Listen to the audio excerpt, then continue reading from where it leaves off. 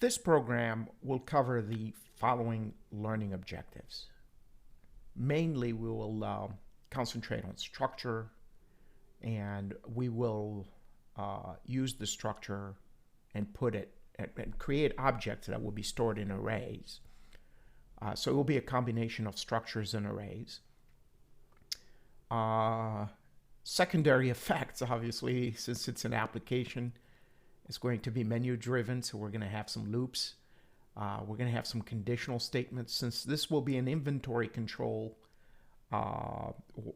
program where we're going to have several products stored in a database, and we're going to do purchases against them. So definitely we need some conditional statements there to make sure that whenever we purchase anything, we don't go below a certain level, like 0, for example. If you have 5 items, you can only buy 5 items for 3, 2, 1, or none. You definitely can't buy 6 of them. We're going to break down the tasks of this program in several functions. There will be some arithmetic processing going on in there. Very basic stuff based on this particular project. We will definitely use pointers. So this will be a good review on how to use pointers in C, how to pass by reference while we're using pointers. Passing by value will be also a good review for how to use parameters to have an argument that is basically a copy of some value, not necessarily an address. This is definitely going to be written in C. This could be written in any other language. As long as the logic is the same, shouldn't be a problem. So you should be able to do this in C++, Java, except you're not going to use pointers directly in this manner. Python is a good choice as well. Again, all right, so let's get started. And again, I'm writing this from scratch, so I might break up this program or this whole project in several parts. So I will break it up in manageable parts, so that way you can follow along, replicate the code, redo it, improve it. That would be even better, okay? All right, so a basic thing you need to have here to get started with a C program, make sure you're including the appropriate library. For our case, we're going to include not IOStream, that would be for C++, stdio.h. We're going to need this for printf and scanfs, or basically using your keyboard and your screen. Everything will be controlled by this controlling function. Okay. And now I got a kitty cat who wants to sit in my, here you go. You could sit here, here you go. All right, so return 0. All right, so now we have our main function. We can actually compile this program at this stage. There you go. Okay, so we're going to have several functions, several jobs this application will do.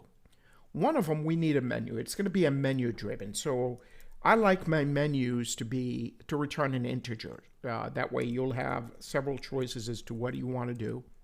Okay. So maybe something like this, int choice. And at the end of it, you're going to return that choice. So I'm just setting it up right here.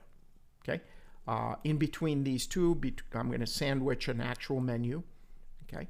What else? Well, I'm probably going to need a function to populate my data that will be stored in the array. But first, we want to define what kind of data that is. It's going to be, so we're going to use structure, which is really one of the main learning objectives for this particular exercise. All right, well, maybe I should actually write a menu so we get an idea what this application will do, okay? So maybe something like this, printf. I'm not sure if the kitty cat purring is coming in through the microphone, but I'll keep working. I'd like to print to the center, a little bit to the center of the screen, so /t/t. I'm going to call it main menu. /n, and then printf /t/t /n, printf /t/t, maybe add a product, a new product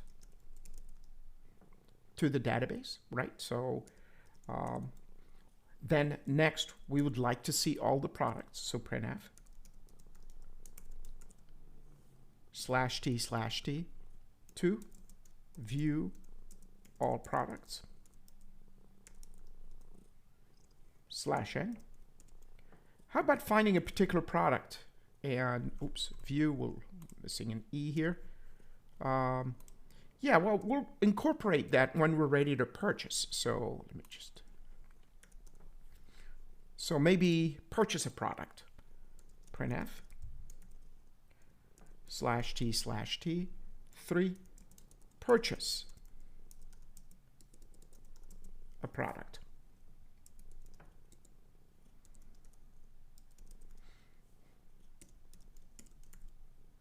Okay, so yeah, let me see, what else can we do?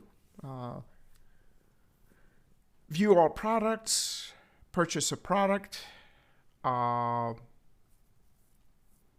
think it's good for now. In case we want to have another function to view a particular product, we can add that later. This will work for what we need to do to get started. So printf /t, enter your choice.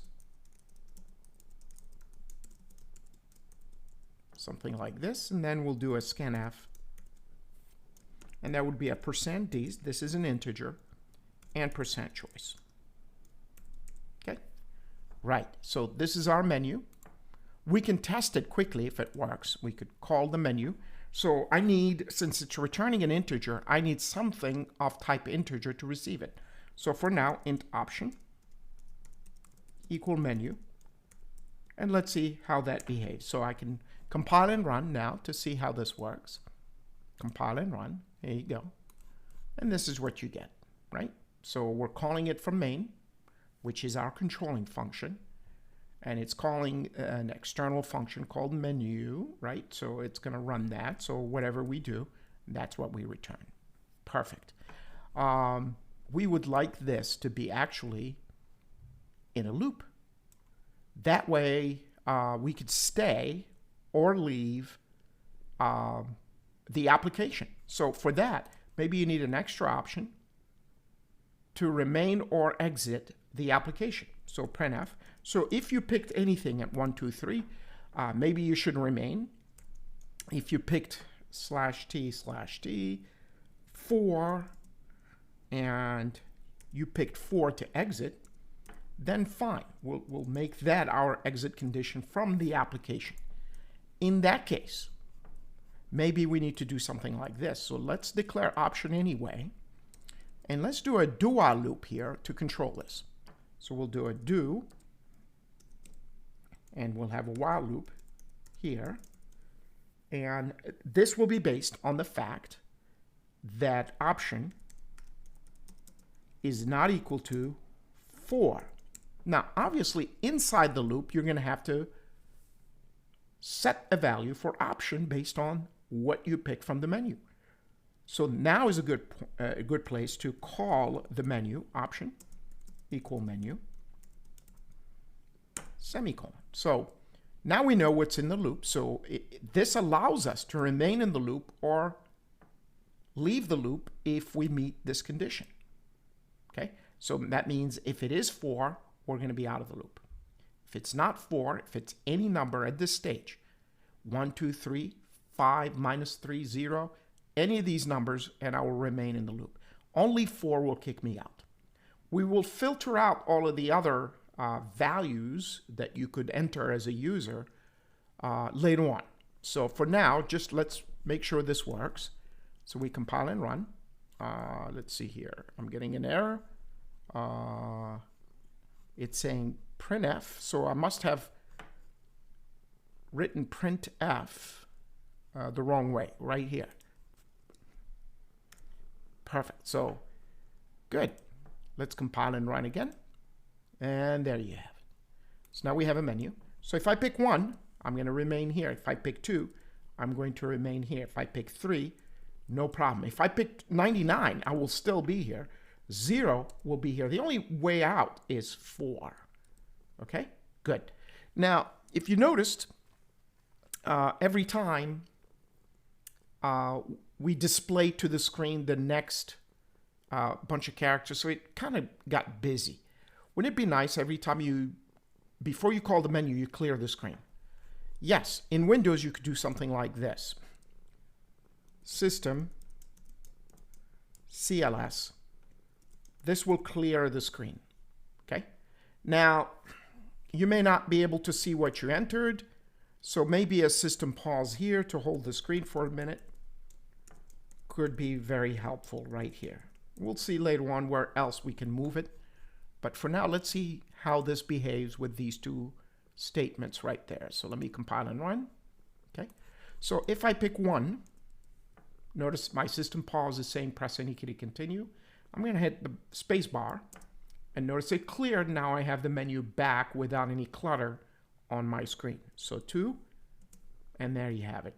So if I do 77, not a problem. But if I do 4, and I hit the space bar now, I'm out of the program. That means you've executed the last line of code here, and you return 0 back to the operating system. Okay? That means this was true. This was false. I'm sorry, it was true. Which means this condition was false. Okay? So option was 4. Okay? So again, just so we are clear, not equal to 4. Okay? Right? Okay, good. So now let's go ahead and create a structure that will define our complex data type that will have components in it: a product name, a price, and quantity on hand. These attributes will describe what a product is. Now we could do that outside of main, and then anytime we could have a data type of that particular structure. So the way to do this is structure, or struct, I'm sorry, that's the keyword, and you're going to name it whatever you want, or like in our case, I'm going to call it product. Okay, and close curly brace, put a semicolon. Now we can put the attributes. Okay, we can actually put an attribute for this. And what would that be? Well, 1 is the name. So since we don't have a string type really in C, can we have an array of characters for a name? And the answer is yes. So you could have a char, product name, or just call it name, and give it about 10 characters. That would be valid. How about the price? What data type is that going to be? Well, you're going to have a decimal point, so it's definitely a float value. So float, price. How about quantity on hand? Okay, well that will be an integer. You're going to have either 1 product, 0 product, 5 products, right? So that would be an int quantity. There you have it. Okay, so that is what we will manipulate. Okay, so we're going to need an array of products, since our next learning objective is to create an array of these products. Okay, and then we'll manipulate it where we can actually put a new product in there. So what does that mean? You're going to have an array of products and then you put new products. Well, we're just going to have 10 or 100 placeholders for these products. And then we can go back in there and actually specify what the product names are going to be, what the prices and the quantities. That is what we will do in the next video. So I'm going to stop here for you, if you're replicating any of this code, to have a chance to have a whack at it right now.